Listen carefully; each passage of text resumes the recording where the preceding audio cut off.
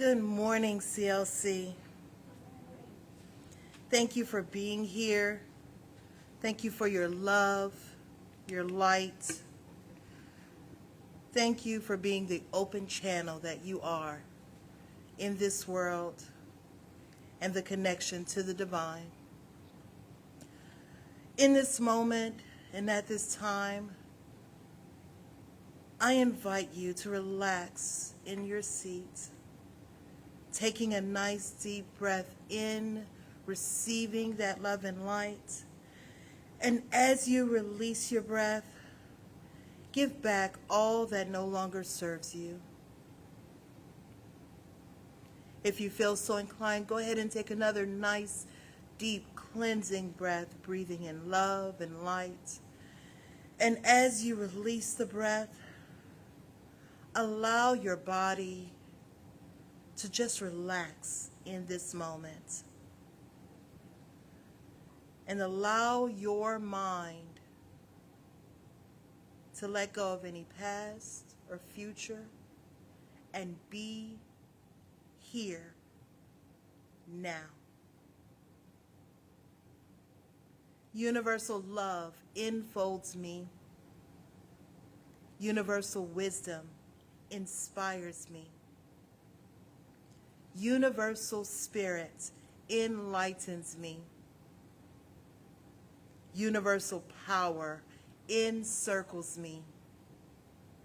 I am one, and all is well.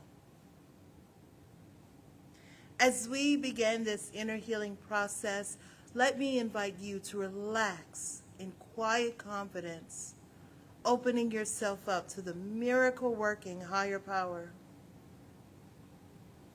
Now symbolize the unity of your thinking and feeling nature by touching your chest with your hand, and let my words act as your own for your own inner healing, acceptance, and receptivity. I acknowledge that there is a power, intelligence, and wisdom greater than my own. I am in the midst of it, and it is in the midst of me, sensitive and responsive to my every thought, word, action, and feeling. I now make this true for myself by saying aloud, I acknowledge. Acknowledging this higher power working through my life, I admit that I am personally responsible for solving my own problems while being guided and assisted by something greater than myself.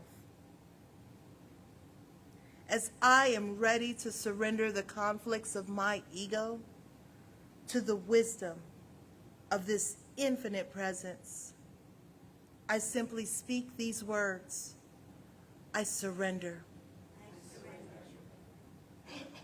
Knowing that forgiveness is the key to unconditional love and the feeling of heaven, I now unconditionally forgive anyone and everyone who has ever injured me in any way, real or imagined.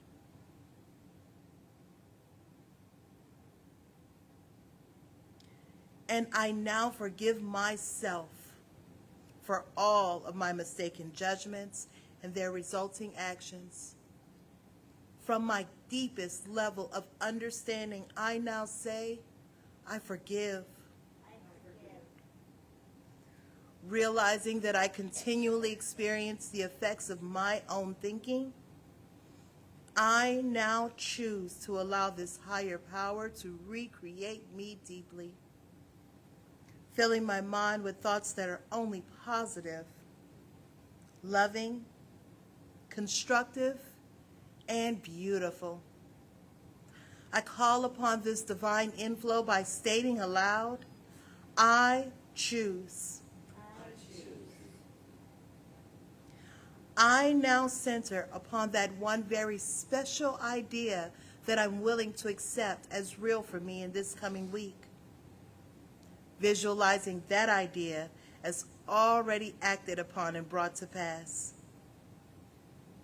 In seeing my idea become a fact of my experience, I enjoy the happiness and peace of my thought fulfilled and gratefully speak these words. I accept. Knowing that I have an everlasting place in the midst of the power that sustains all creation, as well as the support of all those around me. I allow myself to relax in the peace of fulfillment and gratitude and say, I release. Now, in my mind's eye, I envision the presence of someone near and dear to me. This could be a friend, a family member, a teacher or mentor, someone who has touched my life in deep and loving ways. Someone who may not be physically present in this room or even on this planet anymore. I turn to that image in my mind's eye and say, I'm grateful for the good in your life. Now I open my eyes, turn to the world around me, and joyfully speak to anyone physically present in this room or virtually on this broadcast, and share in confidence and gratitude in saying, I'm grateful for the good in your lives. Okay, so we're about to test that photographic memory that I claim to have. If y'all read the emails, there is a short bio in the emails for Jim. What I want you to know, especially you guys online, is that he became a practitioner in 2019. He came to us via Dallas. 16. Okay, that's not my fault. It says 2019 in the email. Oh, well, it's 2016. Okay, that's not my fault. Okay, so 2016. So you're coming up on 10 years. Yeah. Yay. Okay, so he became a practitioner in 2016. He comes to us via Dallas and Raleigh. I'm sure he's lived other places because he graduated from the U.S. Naval Academy with a degree in naval engineering. And attained the rank of commander in the Naval Reserves.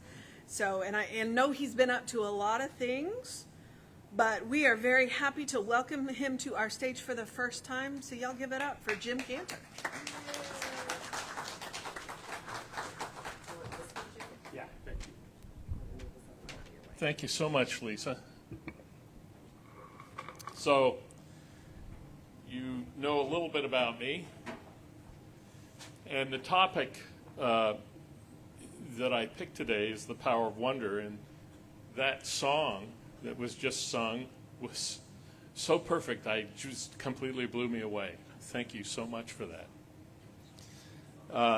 When I was a midshipman back in the Naval Academy, and I was a sophomore or a third classman, the Supreme Court ruled that the Naval Academy could no longer require us to attend divine services.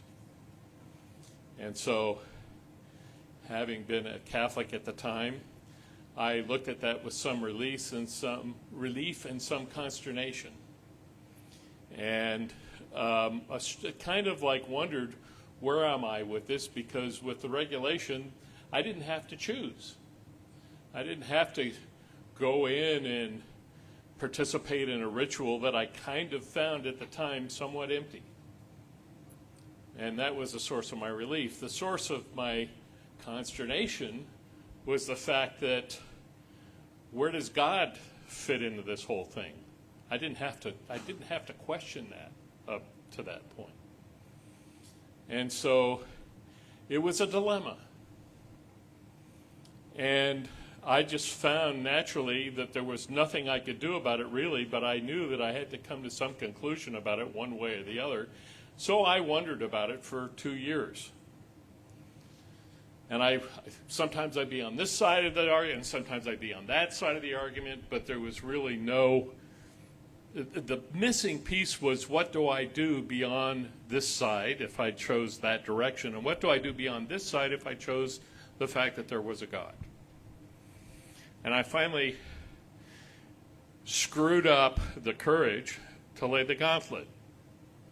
And the gauntlet was, God, if you exist, then hey, you know how to speak to me better than I know how to speak to you, so here it is. If I don't hear from you in 2 days, I'm done, and there is no God. Okay? And I felt kind of like, boy, are you sure you want to do this? Well, the day after, 2 days after I had laid the gauntlet down, my doubts were incinerated with inspiration. I indeed came to know, at least from my limited perspective, that there was a God. Now the problem was, what do I do now that I know that there's a God? Because the Catholic ritual was not resonating with me. Was it me or was it the ritual? All of these other questions came up now to wonder about. And so that was when I was in my 20s. In my 30s, having known that there was a God, I asked for faith. And then God died. And I wrote down what happened next. But the essence of life heard me. And the greatest mystery I've ever known took me into its gentle arms. I allowed myself to follow its momentary revelations. Now I create my life moment by moment, as I had always done. As I continue to teeter on the edge of disbelief still, I'm amazed at how keenly I'm heard. And my old life of judgment, as my old life of judgment decays, it feeds the roots of miracles.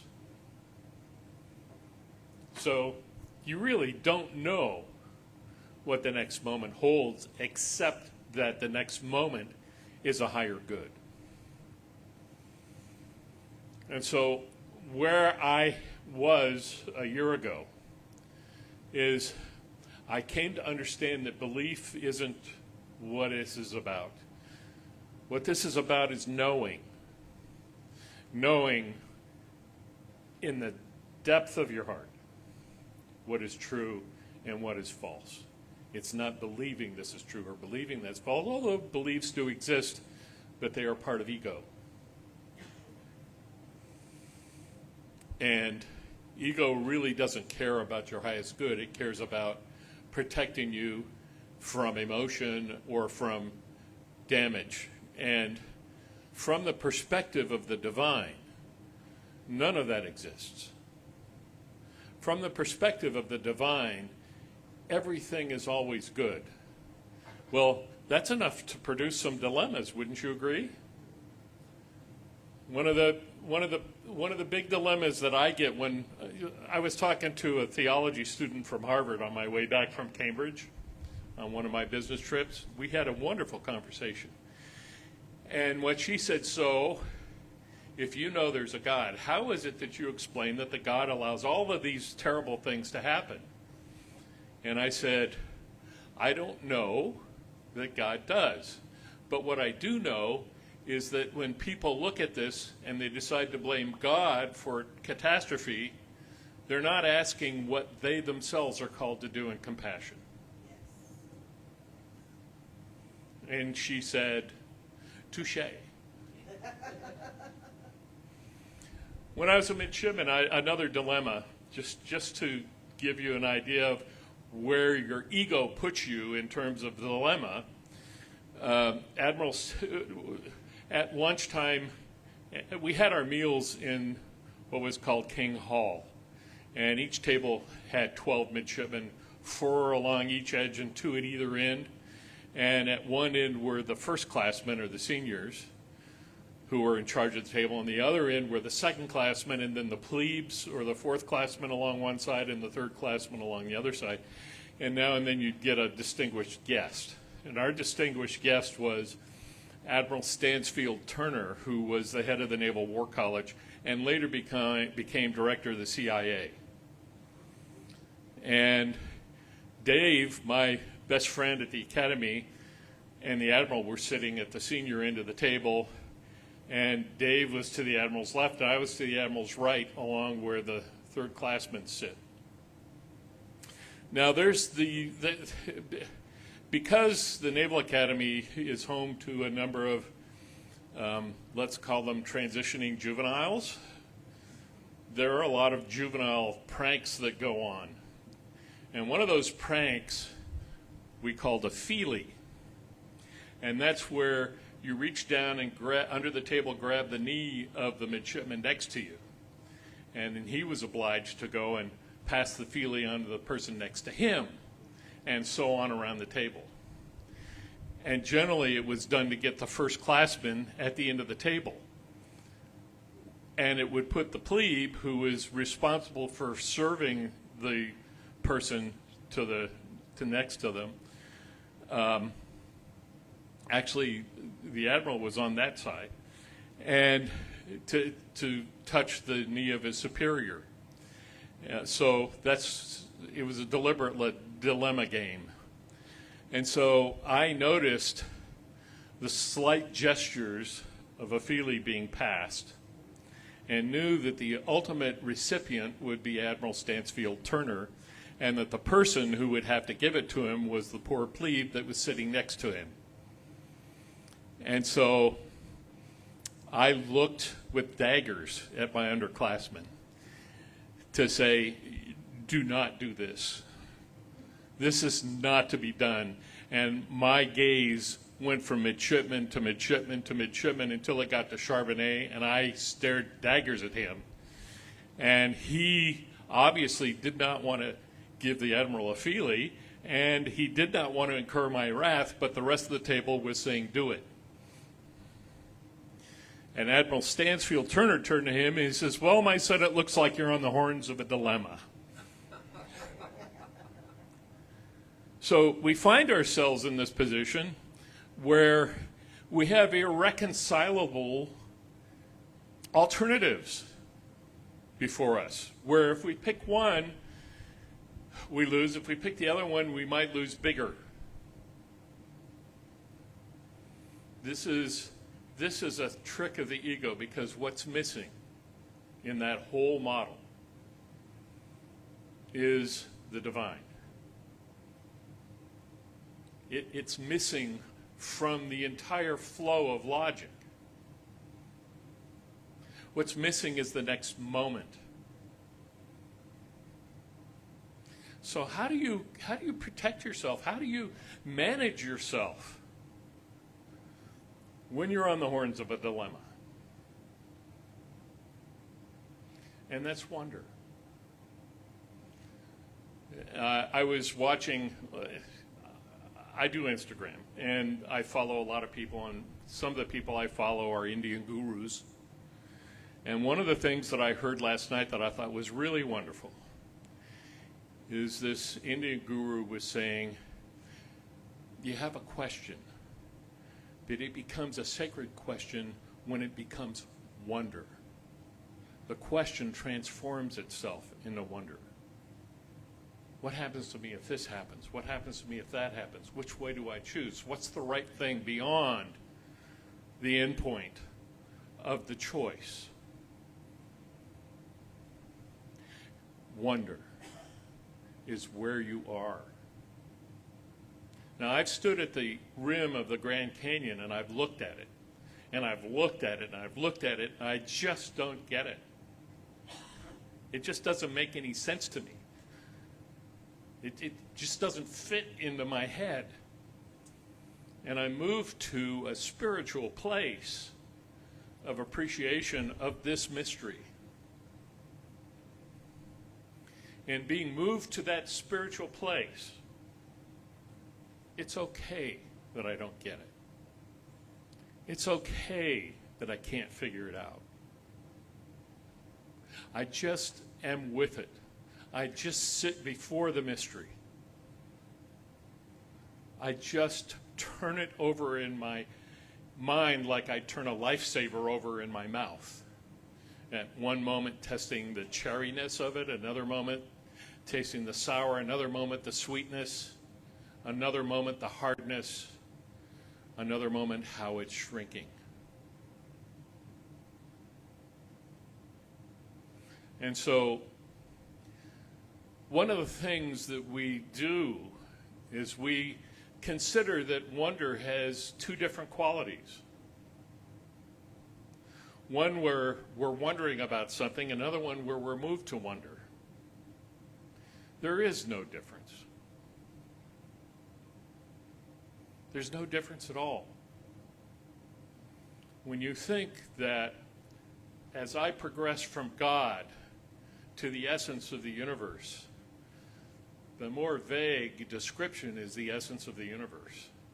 Something that I can't possibly explain except for the experience of love, except for an inspiration that comes that changes my life.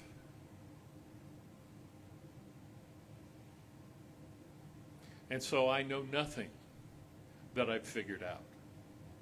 There's not, and I've figured out a lot of things. I've been figuring things out since I was 18 and plebe at the Naval Academy, okay? I got very good at figuring things out, but it falls short of a dilemma. A dilemma is the perfect place to be because you're standing in front of a mystery. You're standing at the foot of the universe. And from there you can move from being tortured to being enamored. That's when the question becomes a wonder. And that's when the miracle first starts happening. That's when your judgment decays to become the fertilizer for a miracle. Because miracles come not from belief, but from knowing. And what you want to do is know. And what you can ask for is knowing. And I can tell you, man, it'll get answered. And it's completely silent. No one knows you're doing it. That's the one thing that really surprised me as I went through my spiritual evolution, is that it was all in here. There is nothing external to it, except perhaps perception of things going on that helped me along. I remember when I was working at Wells Fargo, I was uneasy. I was feeling victimized because it was a new organization and there were some bullies there that I just did, I didn't like them, but I didn't know how to move beyond them. And I was in bed with my partner one morning, and I woke up, and standing next to my bed was an African warrior who was at least 7 feet tall and probably about 350 pounds, and he had all of his wooden armor on and a spear, and he was pointing at me like, "Get off your butt, you're not a victim," and I screamed. I went, "What?" And it scared my partner half to death. And I tried to explain to him what it was, and he looked at me like, you're crazy, man. Well, that gave me something to wonder about, didn't it? Okay? But what happened? And I was speaking to a very wise woman who I know and who I love dearly. And she said, well, you asked God to contact you to know that he was around. He said, well, he didn't stop. Okay? And your heart's interest she said, was to align with divinity, to remember who you are, to remember your oneness, and to dissipate the ego that says the other. All of our judgments live in ego. Everything that we say is good or bad, which goes back to Adam and Eve, the fruit which gave them the knowledge of good and evil, that's the beginning of ego.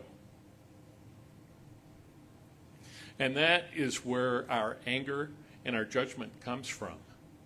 And so now we've got a new dilemma. And that dilemma, at least for me, is how do I love somebody who is a psychopath? Right?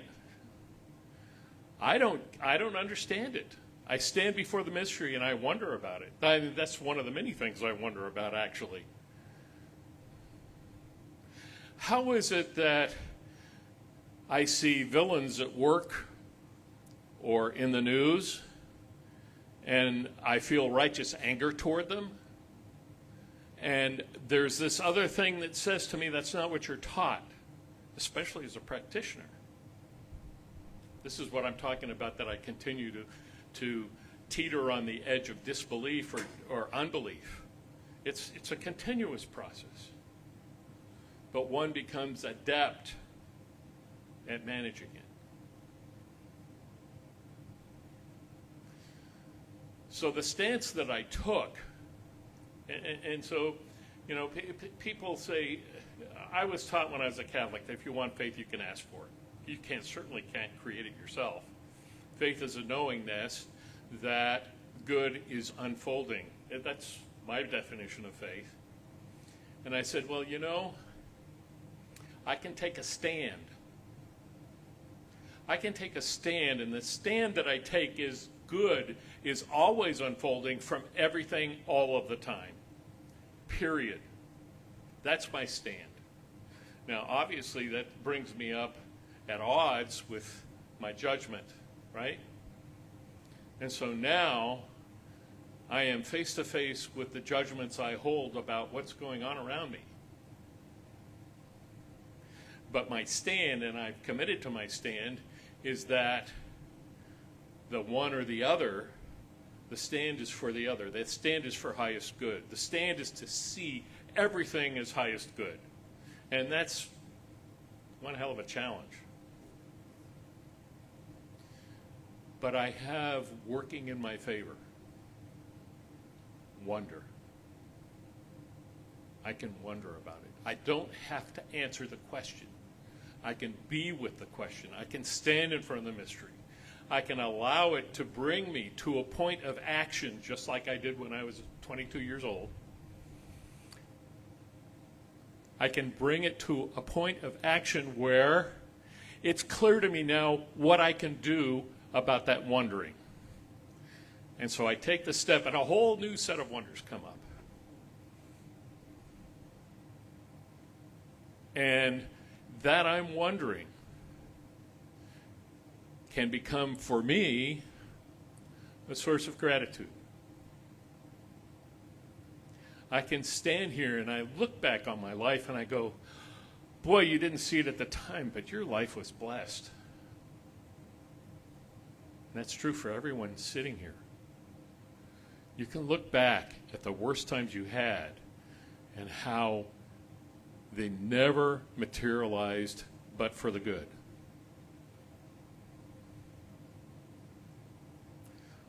Wonder moves that up for you.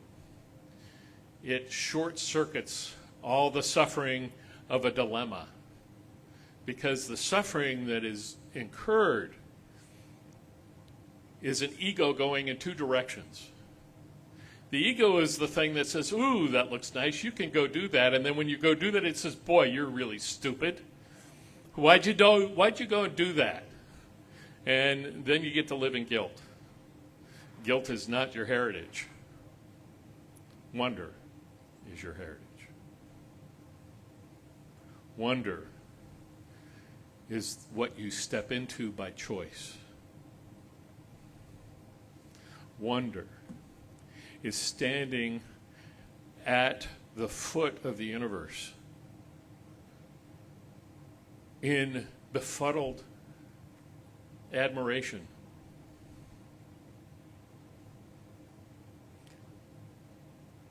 And it produces for you miracles.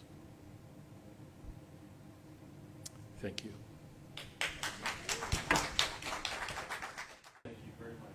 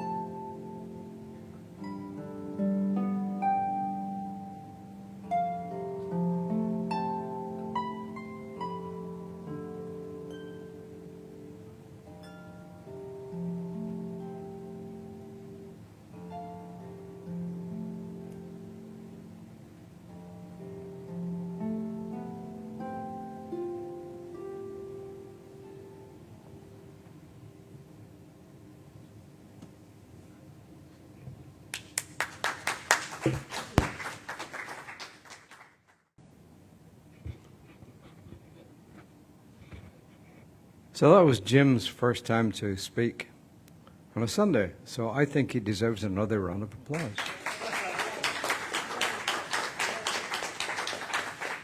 He is getting a lot of love on the Facebook page, too. This is true. Go check it out. Yeah, check it out afterwards, Jim. There's a lot of stuff going on there. It wasn't me, so, Well, you don't get away without a pun. yeah, true. I was going to say, I wonder what all that was about. Once again, thank you for all you do for us. Thank you for your donations. We appreciate it. Please continue to support us, because the message that we put out into the world is always a positive one. It's always one of wonder, and like Jim said, it's one of compassion. And I just wanted to make one quote, Jim, which is from, and you probably heard it before, from Rumi. He said, "Out beyond ideas of right doing and wrongdoing, there is a field. I will meet you there."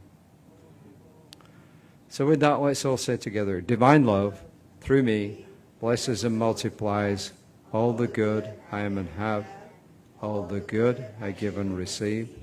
I am prosperous now, and so it is. I want to again say what a great job Jim did.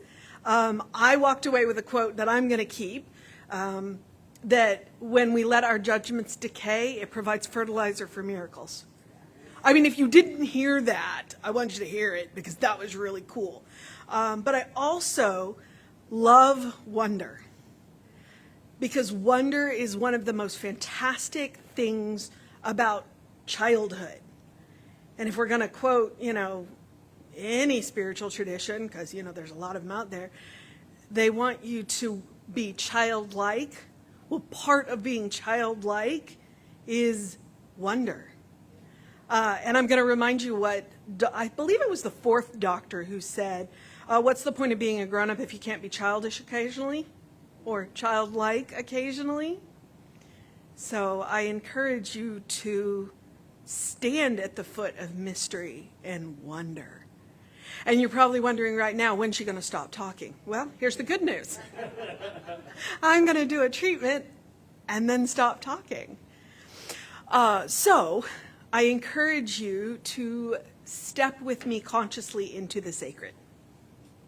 I also love that he said we can only live moment by moment. And as Terry likes to say, every moment is a holy moment. So consciously, we are entering into the sacred. It is all sacred all the time. But when we do it consciously, we are uniting with that which we are, the one. The one presence, the one love, the one life, the one power. Because there is only one. And I know that I am a part of that one. But that one is greater than the sum of its parts. I am a channel for that love. I am a channel for that power. And I am a visible representation of that presence, just as I know that each and every one of you are. And so I speak my word in wonder, that as we walk through this week together, we see a little more wonder. We are open to the beauty. It is springtime. And the birds know it, and the bees know it, and the trees know it, and the flowers know it. And that's wonder. To look around and see all of creation springing up in joy.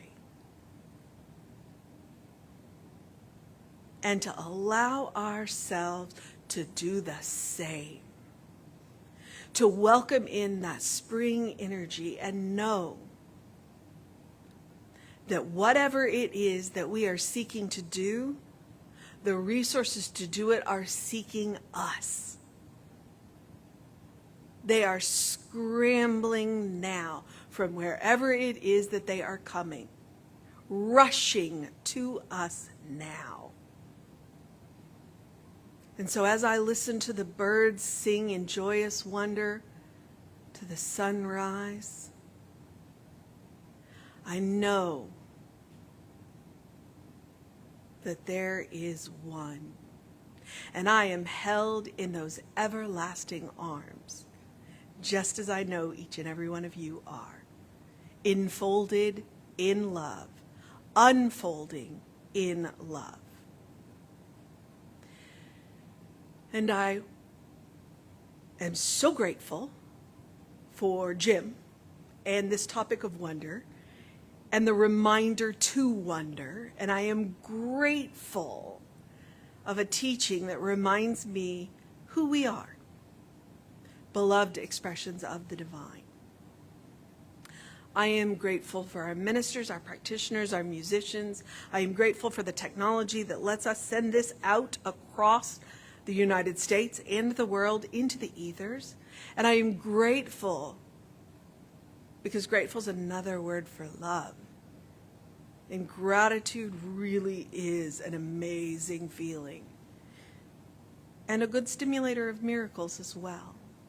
So I release my word into law with love and wonder, calling it done. And so it is. Say it with me now. Something wonderful is happening through me.